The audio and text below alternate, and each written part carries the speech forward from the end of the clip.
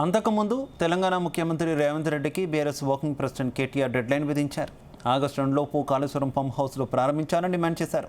లేదంటే 50,000 మంది రైతులతో కలిసి తామే పంప్ హౌస్లు ఆన్ చేస్తామని కేటీఆర్ హెచ్చరించారు.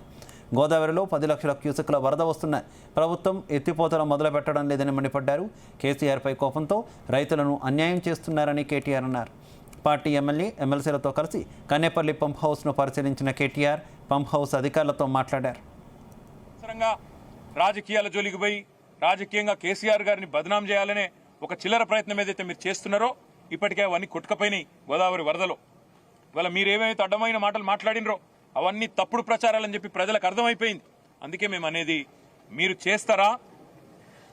చేస్తారా పంప్ హౌజు చాలు చేస్తారా చెయ్యరా తేల్చి చెప్పండి. మీకు అసెంబ్లీ సమావేశాలు ముగిసేదాకా ఈ ప్రభుత్వానికి మేము గడువు ఇస్తున్నాం. ఆగస్టు 2కు అసెంబ్లీ సమావేశాలు ముగుస్తా ఉన్నాయి. అప్పటిదాకా ఈ ప్రభుత్వానికి, ఎందుకంటే మేము కూడా అందరం హౌజ్లో నిలదీస్తాం, రైతుల పక్షాన ప్రభుత్వాన్ని అడుగుతాం. ఎందుకు చాలు చేస్తలేరు మీరు? అవసరమైతే ప్రత్యేక చర్చ పెట్టండి.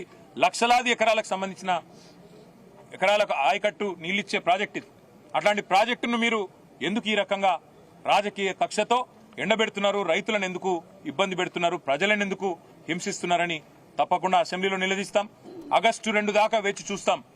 మీరు గనక ఆగస్టు 2 లోపల నిర్ణయం తీసుకొని పంపు లాంచ్ చేయకపోతే, నీళ్లు ఎత్తిపోయడం ప్రారంభించకపోతే 50,000 మంది రైతులతో మేము మా